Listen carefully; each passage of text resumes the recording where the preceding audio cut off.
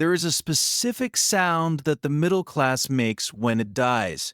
It isn't a scream. It isn't a crash. It is the scratch of a pen on a lease agreement. Right now, in 2026, we have normalized a financial disaster.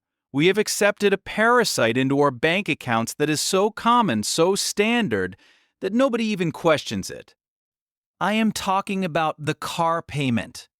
The average new car payment in America is now over $730 a month.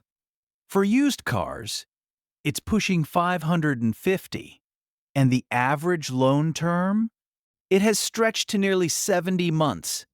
Think about the physics of that for a second. We are taking people who earn $40,000 a year and we are convincing them to sign a contract that confiscates 20% of their take-home pay for the next 6 years, all for a machine that is guaranteed to lose half its value the moment they drive it home. If you did this in a business setting, if you bought an asset that depreciated by 50% while paying 8% interest on it, you would be fired for incompetence. You would be laughed out of the boardroom. But in our personal lives, we call it normal. We call it treating yourself. If you are currently trying to build wealth, if you are trying to escape the rat race, that $700 payment isn't just a bill. It is a set of shackles. It is the single biggest mathematical reason why you are still broke despite working hard. I'm Mark Fletcher, and today we are going to dismantle the liability trap. I'm going to show you the 4 silent killers of car ownership that the dealership hides from you.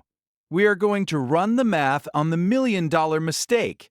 And finally, I'm going to give you the 1/10th rule, the only architectural standard you should ever use to buy a vehicle. This is not about cars. This is about freedom. Let's get into the briefing. Most people look at a car and ask one question: can I make the monthly payment? This is the poor person's metric. It is a question designed to keep you poor. The dealership loves this question because it allows them to manipulate the numbers, extending the loan term to 7 years just to get that monthly number down to something you can swallow. But the monthly payment is a lie. It masks the true cost of ownership. When you sign that paper, you are inviting 4 distinct financial enemies into your life. I call them the 4 horsemen. Horseman number 1 is depreciation. This is the silent killer. It is the money you lose that you never see leaving your bank account, so you pretend it doesn't exist. Let's look at the data. The moment you drive a new car off the lot, it loses approximately 11% of its value. Let's say you just bought a $40,000 truck. You sign the papers, you get the keys, you drive across the curb. In that 10-second drive, you just lost $4,400. That is $440 per second. If you threw $4,000 out the window on the highway, you would pull over and cry. But because it's depreciation, you don't feel it. Yet, over the next 5 years, that car will lose roughly 60% of its value. That means your $40,000 truck is now worth $16,000. You paid $40, you have $16. You vaporized $24,000 of your hard-earned labor. It is gone.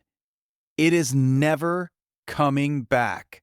Horseman number 2 is interest. This is the stupidity tax. Right now, interest rates for car loans are hovering between 7 and 10% for people with good credit. If you have bad credit, you are looking at 15, maybe 20%. Let's stick to the average. You finance $35,000 at 8% for 72 months. Over the life of that loan, you will pay nearly $9,000 in interest alone. Think about that. $9,000. That is not paying for the car.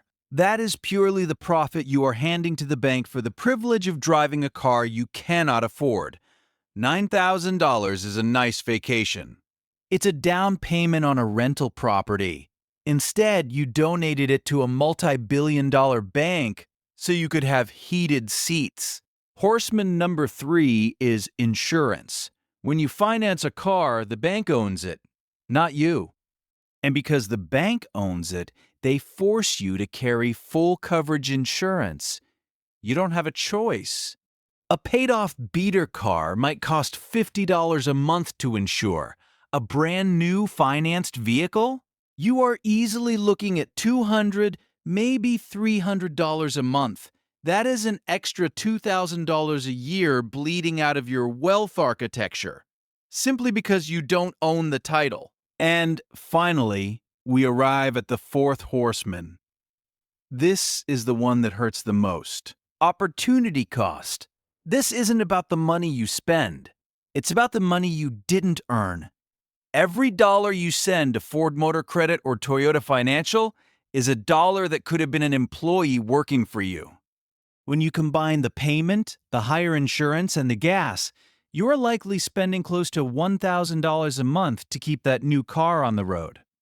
What happens if we take that $1,000 and put it into a boring index fund instead? This brings us to the $1,000,000 mistake. I want you to really visualize this. Let's take a 25-year-old. Let's call him James.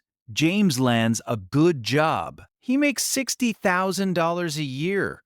He decides he deserves a reward. He buys a new car. His total cost of ownership is $800 a month. He drives that car for 5 years. Then he trades it in, rolls over the negative equity, and buys another one. He repeats this cycle for his entire working career from age 25 to age 65. He always has a nice car. He always has that new car smell. Now, let's look at the ghost of James, the architect version of James. Architect James decides to drive a paid-off $5,000 Toyota Corolla. It's ugly. It has a dent in the bumper. He takes that same $800 a month that James is spending on car payments, and he invests it. He puts it into a standard S&P 500 index fund, averaging a historic return of 8%. At age 35, Architect James has $140,000. At age 45, he has $300,000. At age 55, he has nearly $800,000. And at age 65, when both men are ready to retire, James has a 10-year-old Ford in his driveway, worth maybe $5,000. That is his only asset from 40 years of payments. Architect James? He has $2.6 million in liquid cash. $2.6 million. That is the price of the car. You aren't paying $40,000 for the car. You are paying $2.6 million of your future freedom. You are trading a fully funded retirement for a piece of metal that will end up in a scrapyard. Is the leather seat really worth $2 million? If you understand math, the answer is terrifyingly obvious. So, if the math is this bad, why do we do it? We do it because we are signaling. We have been programmed since birth to believe that the car you drive is a direct reflection of your value as a human being. This is a biological trigger. But here's the irony. When you see someone driving a $100,000 car, you rarely think, wow, they must be rich. Subconsciously, what you actually think is, wow, they have a $100,000 liability. True wealth, the ghost architect kind of wealth, is silent. The billionaire founder of IKEA drove a 1993 Volvo for 2 decades. Mark Zuckerberg drives a Volkswagen Golf. Warren Buffett drove a hail-damaged Cadillac for years. They know that a car is a tool, not a trophy. The moment you stop caring what the stranger at the traffic light thinks of you, you give yourself a $2 million raise. You have to kill the ego. The ego is the most expensive thing you own. So, how do we fix this? You need a system. I prescribe the 1/10 rule. The rule is simple. The total purchase price of all vehicles in your household must not exceed 10% of your gross annual income. If you make $50,000 a year, your car budget is $5,000. If you make $100,000 a year, your car budget is $10,000. If you want the $60,000 BMW, you need to be making $600,000 a year. I can hear you screaming at the screen. Mark, that's impossible. A decent truck costs 50 grand. Exactly. Nobody does that. That is why nobody has any money.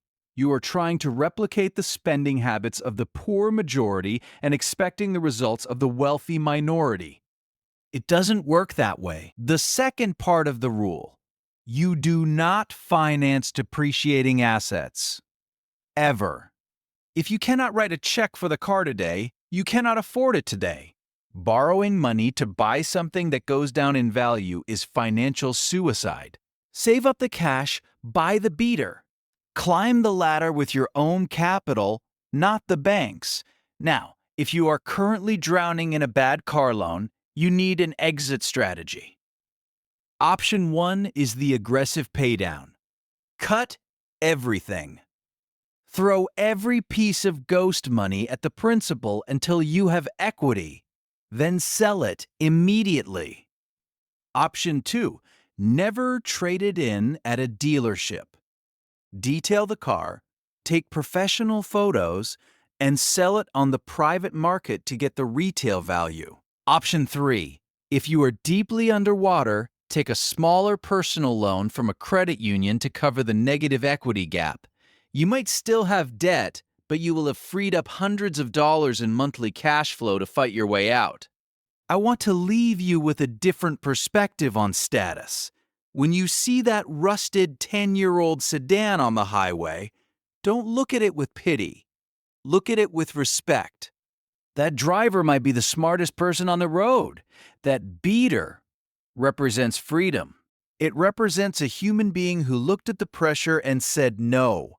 The money sprint is about speed, and nothing slows you down like a 2-ton steel anchor dragging behind you. Cut the chain, sell the truck, buy the freedom. I want to know where you stand. In the comments, tell me, do you currently have a car payment? And if you could have that money back every month, what would you do with it? I read every comment. If you are ready to stop bleeding and start building, subscribe to the channel and keep building in silence.